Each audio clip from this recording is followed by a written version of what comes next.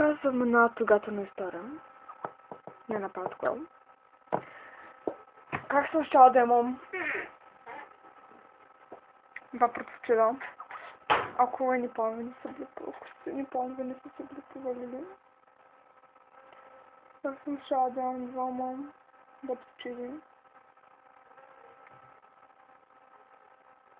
И как? Ако ти беше станало в момента, нямаше аз да струма с нервите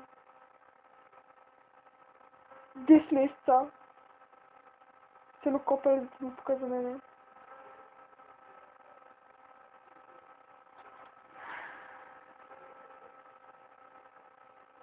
Овчайте, че много налично влязах. Много налично влязах в нещата.